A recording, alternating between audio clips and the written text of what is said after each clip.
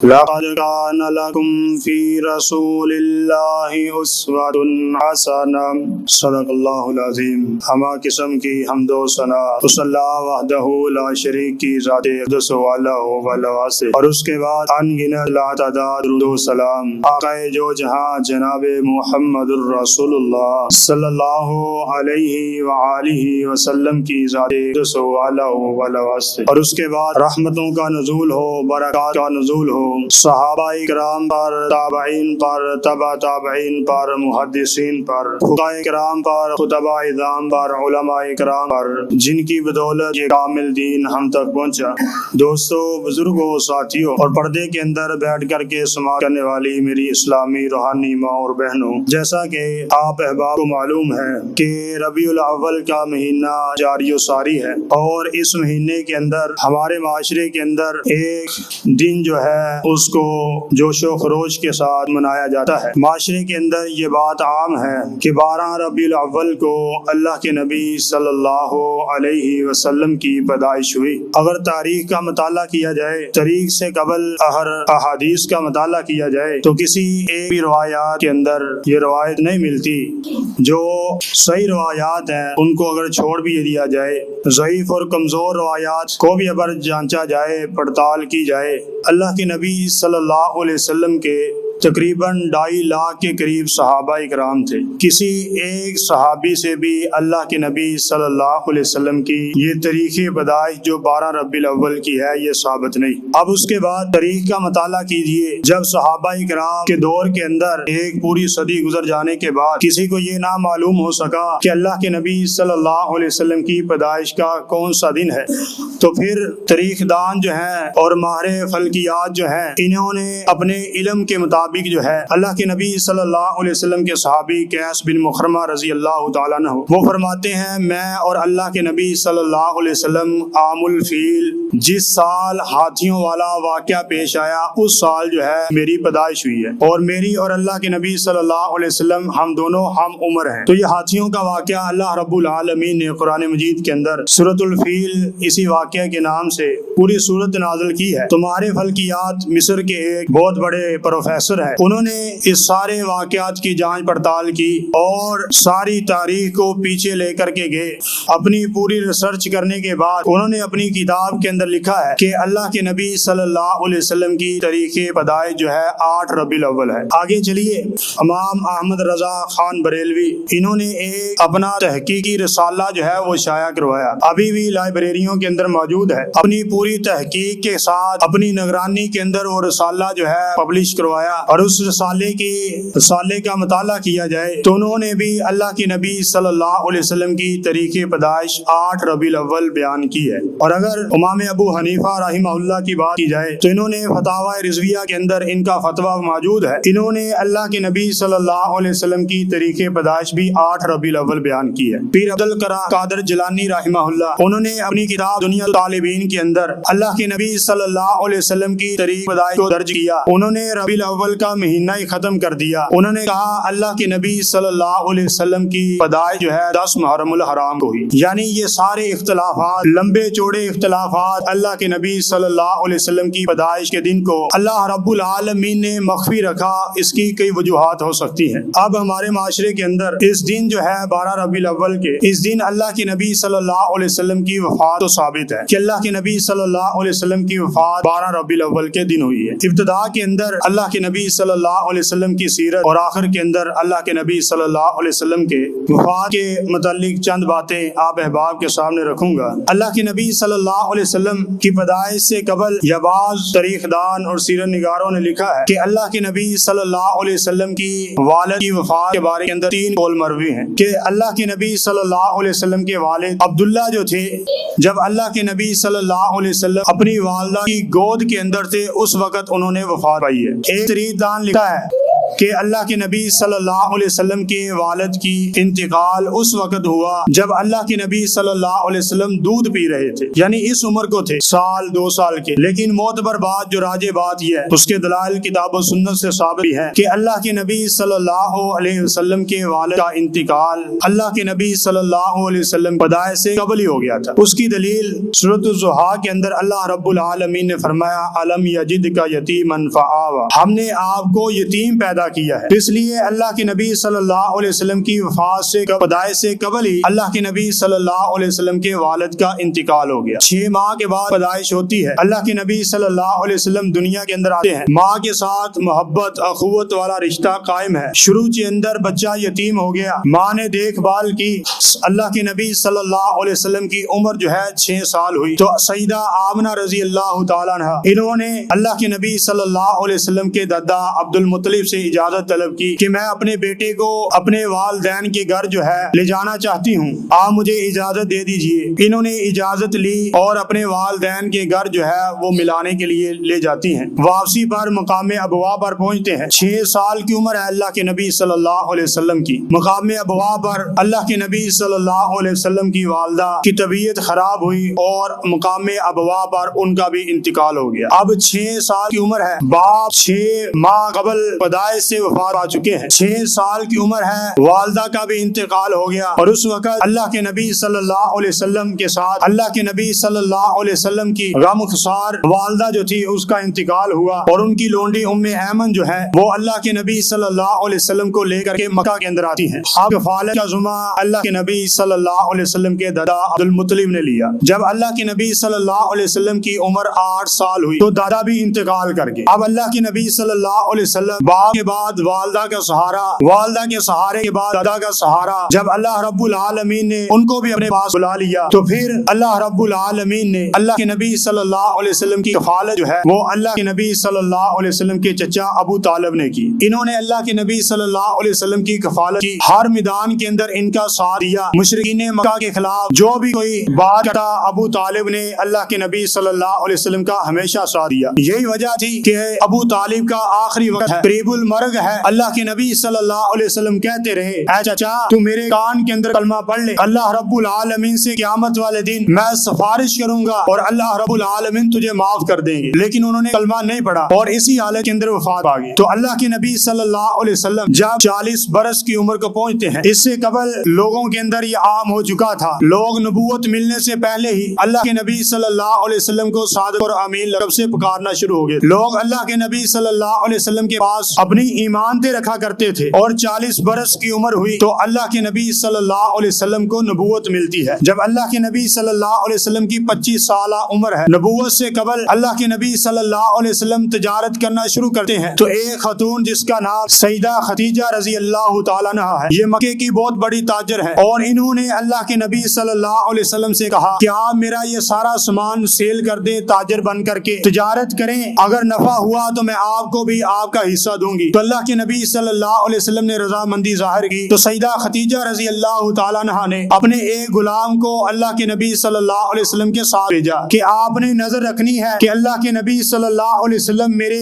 مال کے اندر کوئی کمی پیشی تو نہیں کرتے، کوئی ہیرا پھیری تو نہیں کرتے۔ جب اللہ کے نبی صلی اللہ علیہ وسلم تجارت کر کے واپس لوٹتے ہیں تو اللہ کے نبی صلی اللہ علیہ وسلم کی تجارت کے متعلق سیدہ خدیجہ رضی اللہ تعالیٰ عنہا نے جب اپنے غلام سے پوچھا تو غلام کہتا ہے اللہ کے نبی صلی اللہ علیہ وسلم نے جس طرح آپ نے بتلایا تھا اس سے بھی بہتر طریقے سے ساتھ تجارت کی ہے۔ تو وہ متاثر ہوئی، انہوں نے اللہ کے نبی صلی اللہ علیہ وسلم کو نکاح کا پیغام بھیج دیا۔ اس وقت اللہ کے نبی صلی اللہ علیہ وسلم سے پاک سہارا موجود نہیں، مالی طور پر بھی کمزور تھے، ابھی نبوت بھی نہیں ملی تھی، تو اس لیے اللہ کے نبی صلی اللہ علیہ وسلم نے نکاح کا پیغام قبول کر لیا۔ اب اللہ کے نبی صلی اللہ علیہ وسلم کی عمر 25 سال ہے اور سیدہ خدیجہ رضی اللہ تعالیٰ عنہا کی عمر جو ہے 40 سال ہے۔ شادی ہو جاتی ہے، اللہ رب العالمین نے سیدہ خدیجہ رضی اللہ تعالیٰ عنہا کے بطن سے اللہ کے نبی صلی اللہ علیہ وسلم کو 4 بیٹیاں عطا کی اور 2 بیٹے اللہ رب العالمین نے عطا کیے جو بچپن ہی کے اندر اللہ رب العالمین کو پیارے ہو گئے۔ 4 بیٹیاں جوان ہوئی، ان کی شادیاں کی۔ اب آگے چلیے، اللہ کے نبی صلی اللہ علیہ وسلم 40 برس کے ہوئے تو اللہ کے نبی صلی اللہ علیہ وسلم غار حرا کے اندر اللہ رب العالمین کی عبادت کے لیے جایا کرتے تھے۔ اب غار حرا کے اندر موجود ہے، سیدنا جبرائیل علیہ السلام آتے ہیں، آ کر کے وحی لے لے کر کے آتے ہیں اور اللہ کے نبی صلی اللہ علیہ وسلم سے فرماتے ہیں اقرا، آپ پڑھیے۔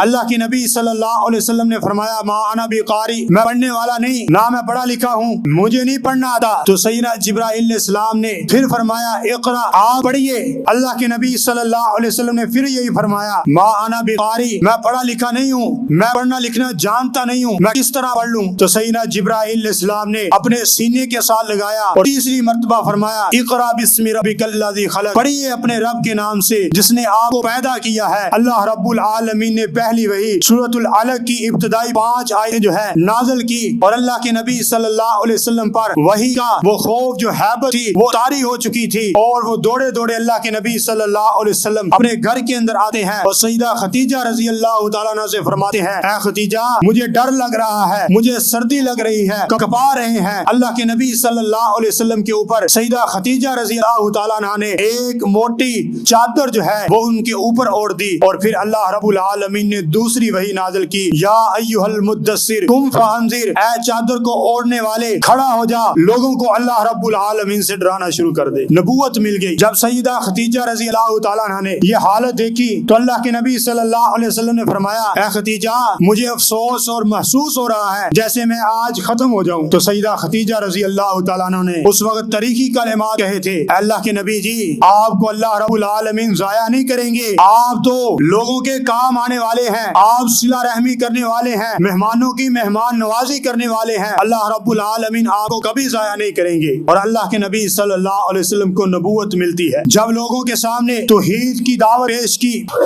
جو اپنے رشتے دار تھے سب سے پہلے ان کو توحید کی دعوت دی، وہی دشمن بن گئے، انہوں نے بلانا چھوڑ دیا، سوائے ابو طالب کے انہوں نے ساتھ دیا، باقی پورا خاندان جو ہے وہ ایک طرف ہو گیا کہ ہمارا بھتیجا ہمارے دین کے خلاف کھڑا ہو گیا۔ تو سب سے پہلے ایمان لانے والی مرد و خواتین عورت بچے بوڑھوں میں سے سب سے پہلے اگر کوئی ایمان لانے والی عورت تھی تو سیدہ خدیجہ رضی اللہ تعالیٰ عنہ، اور اللہ کے نبی صلی اللہ علیہ وسلم سے نکاح سے قبل اتنی مالدار تھی کہ مکے کے بڑے بڑے تاجر ان کے ساتھ تجارت کیا کرتے تھے، لیکن جب اسلام کو قبول کیا گھر کے اندر کئی دن فاقے رہا کرتے تھے۔ یہ ساری قربانیاں اللہ کے دین کے لیے انہوں نے دی ہے۔ اور جب اللہ کے نبی صلی اللہ علیہ وسلم نے توحید کا اعلان کیا، لوگوں کو توحید کی دعوت دی، لوگوں نے اللہ کے نبی صلی اللہ علیہ وسلم کے لیے مشکلات پیدا کی، بہت ساری مشکلات آئی، آپ احباب واقعات سنتے رہتے ہیں، صرف اشارہ کرانا مقصود ہے۔ اللہ کے نبی صلی اللہ علیہ وسلم دعوت دیتے اور لوگ جو ہے اللہ کے نبی صلی اللہ علیہ وسلم کو طرح طرح کی اذیتیں دیتے۔ ایک دن اللہ کے نبی صلی اللہ علیہ وسلم نے مکہ والوں کو دعوت دی، انہوں نے دعوت کو قبول نہ کیا۔ اللہ کے نبی صلی اللہ علیہ وسلم مسجد نبوی کے اندر آتے ہیں، آ کر کے نماز پڑھنی شروع کر دیتے ہیں اور باہر جو مشرک سردار کھڑے ہیں اور وہ اعلان کرتے ہیں کون ہے کوئی آدمی جو اللہ کے نبی صلی اللہ علیہ وسلم کے جب اللہ کے نبی صلی اللہ علیہ وسلم سجدے کی حالت کے اندر ہوں گے تو آپ میں سے کون ہے جو یہ اونٹ کی اوجری اٹھا کر کے اللہ کے نبی صلی اللہ علیہ وسلم کے اوپر ڈالے گا؟ تو 2 آدمی کھڑے ہوئے، انہوں نے اللہ کے نبی صلی اللہ علیہ وسلم سجدے کی حالت کے اندر ہیں گندی اوجری کو اٹھایا اور اللہ کے نبی صلی اللہ علیہ وسلم کے اوپر لا کر کے لایا۔ اب اللہ کے نبی صلی اللہ علیہ وسلم سجدے کی حالت کے اندر اوجری اتنی باری، اللہ کے نبی صلی اللہ علیہ وسلم اٹھنے کی کوشش کرتے ہیں لیکن اٹھا نہیں جا رہا۔ تو اللہ کے نبی صلی اللہ علیہ وسلم کے صحابی کو پتہ چلتا ہے، دوڑ کر کے گھر کے اندر جاتے ہیں، سیدہ فاطمہ رضی اللہ تعالیٰ عنہ گھر سے آتی ہیں اور صحابی ساتھ لگتے ہیں، اوجری کو اٹھاتے ہیں، اللہ کے نبی صلی اللہ علیہ وسلم نماز مکمل کرنا شروع کر دی۔ دوسری طرف سیدہ فاطمہ رضی اللہ تعالیٰ عنہ نے ہاتھ اٹھا لیے، اللہ میرے والد کو جو تنگ کرتے ہیں اللہ تو انہیں تباہ کر دے۔ تو صحیح اللہ کے نبی صلی اللہ علیہ وسلم نے سیدہ فاطمہ رضی اللہ تعالیٰ عنہ کے ہاتھ کو پکڑ لیا اور فرمایا فاطمہ ان کے لیے بد دعا نہ کر، کاش اللہ رب العالمین انہی کے اندر سے دین کا کوئی پہرے دار پیدا کر دے۔ تو اللہ کے نبی صلی اللہ علیہ وسلم اتنے رحم دل تھے، لیکن مکہ والوں کا ظلم و ستم نہ رکا تو پھر اللہ کے نبی صلی اللہ علیہ وسلم نے طائف جانے کا ارادہ کیا کہ اب جو ہے طائف جایا جائے، وہاں پر جا کر کے لوگوں کو دعوت دی جائے۔ اور طائف جانے سے قبل عام الحزن کے نام سے ایک سال مشہور ہے، اسی سال اللہ کے نبی صلی اللہ علیہ وسلم کی بیوی سیدہ خدیجہ کا انتقال ہوتا ہے۔ ایک بڑا سہارا پھر چھن گیا اس وقت جب دعوت کا آغاز ہے، اور اسی سال کے اندر اللہ کے نبی صلی اللہ علیہ وسلم کے چچا ابو طالب کا بھی انتقال ہو گیا۔ 2 ایسے ساتھی جو ہر میدان کے اندر ساتھ دینے والے تھے، گھر کے اندر آتے سیدہ خدیجہ رضی اللہ تعالیٰ عنہ تسلی دیا کرتی اور باہر جاتے اللہ کے نبی صلی اللہ علیہ وسلم کے چچا جو ہے آپ کا بازو بنا کرتے تھے۔ ایک ہی سال کے اندر دونوں مشکلیں آئی، دونوں کا انتقال ہوا۔ اللہ اللہ کے نبی صلی اللہ علیہ وسلم کو مکہ والوں نے اور پریشان کرنا شروع کر دیا۔ اب طائف جاتے، طائف والوں کو جا کر کے بڑے بڑے سرداروں کو دین کی دعوت دی، لیکن انہوں نے دعوت کو قبول نہ کیا۔ دعوت کو قبول کرنا تو دور کی بات، انہوں نے اللہ کے نبی صلی اللہ علیہ وسلم کے پیچھے نوجوانوں کو لگا دیا کہ اللہ کے نبی صلی اللہ علیہ وسلم کو جو پتھر مار، اور اللہ کے نبی صلی اللہ علیہ وسلم آگے آگے، وہ نوجوان جو ہے پیچھے سے اللہ کے نبی صلی اللہ علیہ وسلم پر پتھر برسا رہے تھے۔ اور مفسرین نے، تاریخ دانوں نے، مورخین نے لکھا ہے، اور اللہ کے نبی صلی اللہ علیہ وسلم کے خون کے ساتھ جوتے تر ہو گئے تھے جب طائف سے واپس آ رہے تھے۔ تو اللہ کے نبی صلی اللہ علیہ وسلم ایک باغ کے اندر آ کر کے پناہ لیتے ہیں۔ اس وقت سیدنا جبرائیل علیہ السلام آتے ہیں، ساتھ کے اندر پہاڑوں کا جو مالک فرشتہ ہے وہ بھی آتا ہے، آ کر کے کہتے ہیں اللہ کے نبی جی اگر آپ کی اجازت ہو،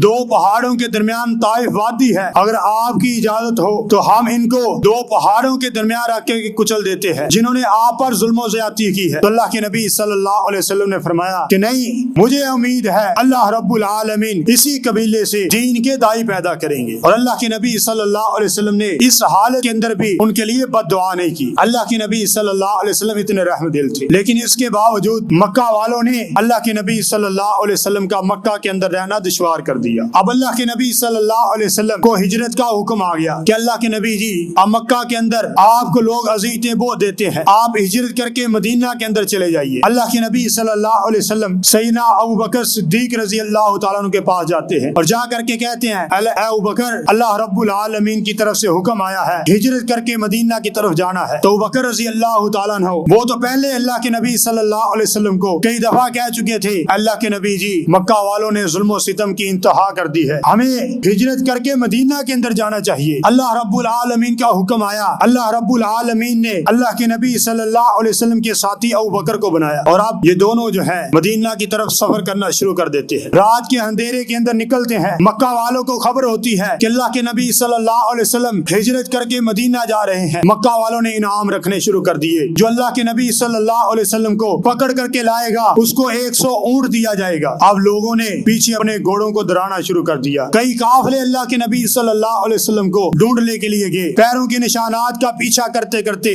غارِ سور کے پاس پہنچتے ہیں جس غار کے اندر اللہ کے نبی صلی اللہ علیہ وسلم نے پناہ لی ہوئی تھی۔ اب اللہ کے نبی صلی اللہ علیہ وسلم اور سیدنا ابو بکر رضی اللہ تعالیٰ عنہ اس غار کے اندر موجود ہیں، اور سیدنا ابو بکر رضی اللہ تعالیٰ عنہ فرماتے ہیں اگر وہ نیچے اپنے پاؤں کے قریب ہو کر کے دیکھتے تو ہمیں آسانی کے ساتھ وہ دیکھ سکتے تھے، لیکن اللہ رب العالمین نے قرآن مجید کے اندر سورۃ التوبہ کے اندر فرمایا لا تحزن ان اللہ معنا۔ اللہ رب العالمین نے جب سیدنا ابو بکر رضی اللہ تعالیٰ عنہ کی حالت کو دیکھا تھا کہ وہ غمگین ہے، پریشان ہے، اس وقت اللہ رب العالمین نے اس آیت کو نازل کیا تھا ثانی اثنین اذ ہما فی الغار اذ یقول لصاحبہ لا تحزن ان اللہ معنا۔ آپ پریشان نہ ہوئیے، اپنے ساتھی سے کہیے وہ بھی پریشان نہ ہو، لا تحزن ان اللہ معنا، آپ کے ساتھ اللہ رب العالمین ہے۔ تو جو سا اللہ رب العالمین کے دین کے لیے اپنے آپ کو وقف کرتا ہے پھر اس کے لیے مشکلات ضرور آتی ہے، اور مشکلات پر صبر کے ساتھ اس کو برداشت کرنا یہی مومن کا شیوا ہے۔ اب غار سور کے اندر اللہ کے نبی صلی اللہ علیہ وسلم نے 3 دن قیام کیا اور اس کے بعد پھر آگے کا سفر شروع کر دیا۔ قبا نامی بستی کے اندر جاتے ہیں، وہاں پر جمعرات والے دن پہنچتے ہیں، جمعے والے دن وہیں پر مسجد کی بنیاد رکھتے ہیں، جمعہ وہیں پر پڑھایا اور پھر آگے مدینہ کی طرف نکل جاتے ہیں۔ مدینہ پہنچتے ہیں، وہاں پر اللہ کے نبی صلی اللہ علیہ وسلم نے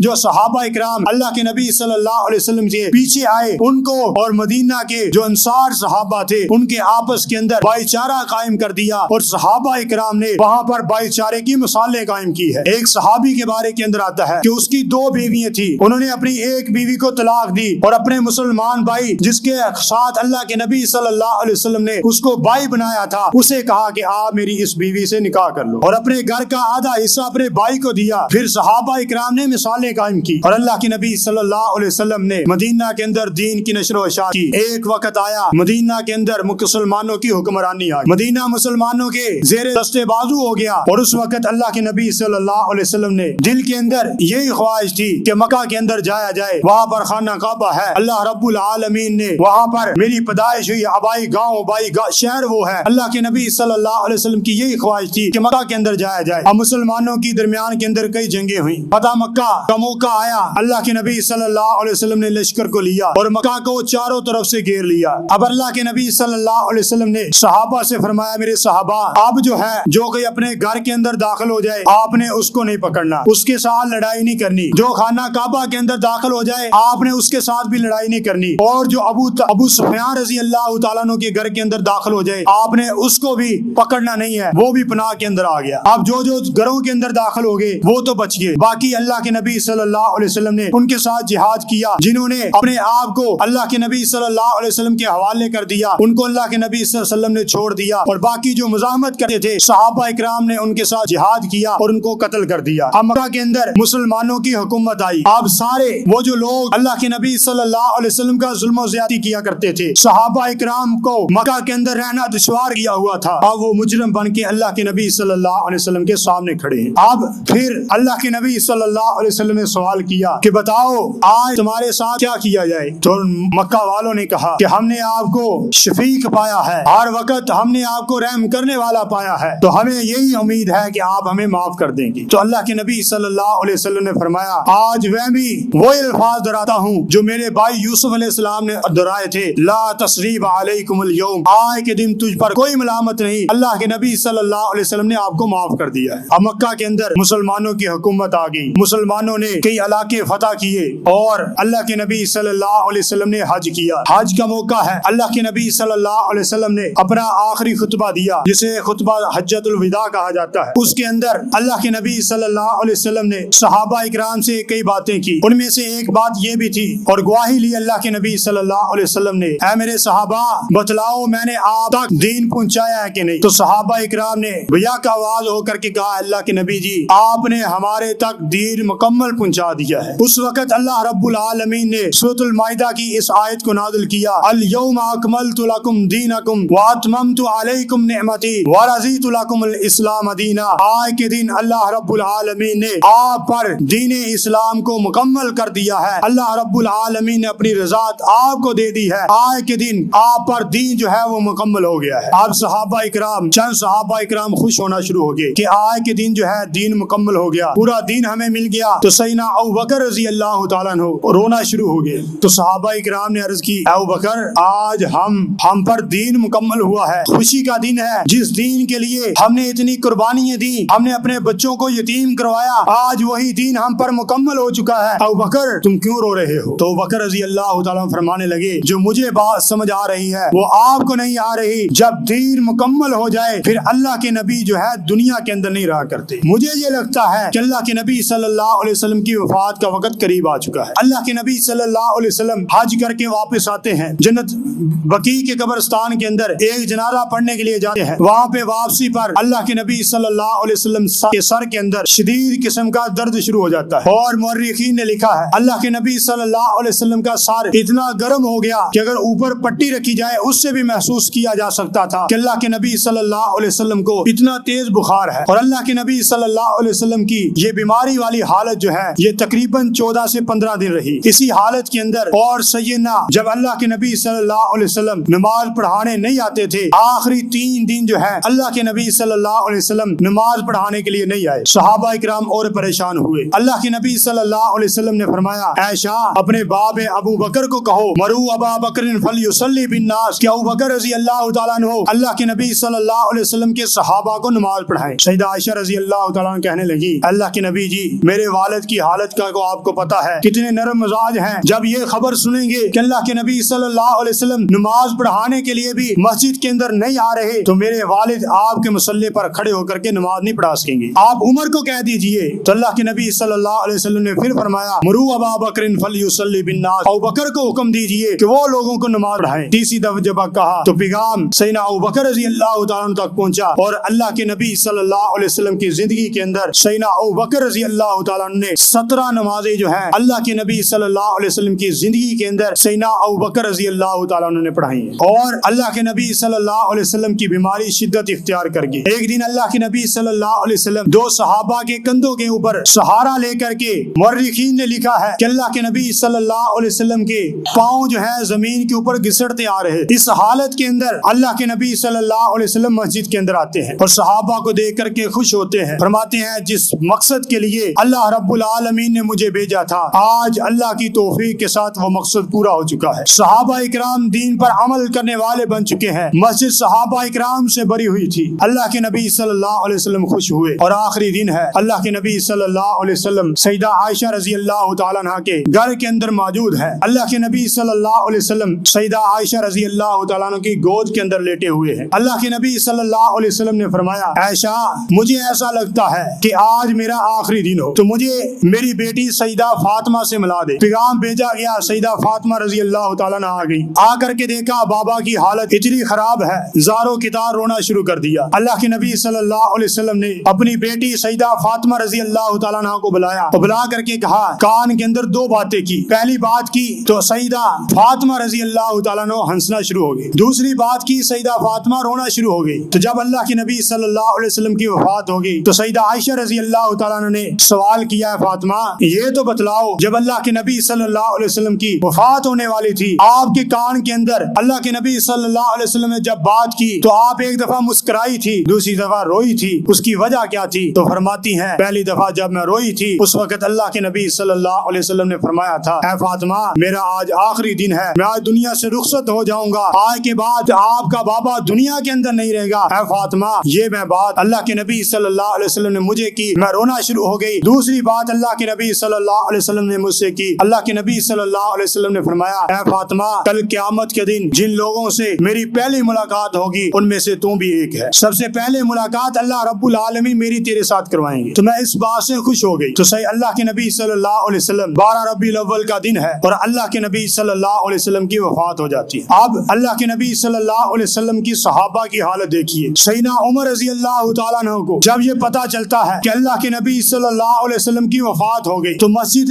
نبوی کے اندر آ جاتے ہیں. تلوار ہاتھ کے اندر ہے اور کہتے ہیں جو کوئی شخص یہ کہے گا کہ اللہ کے نبی صلی اللہ علیہ وسلم فوت ہو چکے ہیں میں اس کی گردن تن سے جدا کر دوں گا. ابو بکر رضی اللہ تعالیٰ عنہ نے جب سیدنا عمر رضی اللہ تعالیٰ عنہ کی یہ حالت دیکھی لوگوں کو کہا کہ عمر رضی اللہ تعالیٰ عنہ کو بٹھاؤ لیکن نہ بیٹھے. ممبر رسول پر آئے آ کر کے خطبہ دیا اور یہ آیت پڑھی وما محمد الا رسول قد خلت من قبله الرسل افإن مات او قتل انقلبتم على اعقابكم. محمد صلی اللہ علیہ وسلم اللہ کے رسول ہیں. اس سے پہلے بھی اللہ رب العالمین نے دنیا کے اندر رسولوں کو بھیجا اس کے بعد ان کو موت آئی. ایک دن وہ بھی رسول دنیا چھوڑ کر کے چلیں گے اور اللہ کے نبی صلی اللہ علیہ وسلم نے بھی انک میت و انہم میتون. اللہ رب العالمین نے فرمایا اللہ کے نبی جی آپ نے بھی فوت ہو جانا ہے اور یہ لوگ جو ہے انہوں نے بھی فوت ہو جانا ہے. دنیا کے اندر ہمیشہ رہنے کے لیے کوئی نہیں آیا. اللہ رب العالمین نے تیسرے مقام پہ فرمایا وما جعلنا لبشر من قبلک الخلد افإن مت فهم الخالدون. کوئی بھی بشر اس دنیا کے اندر ہمیشہ رہنے کے لیے نہیں آیا.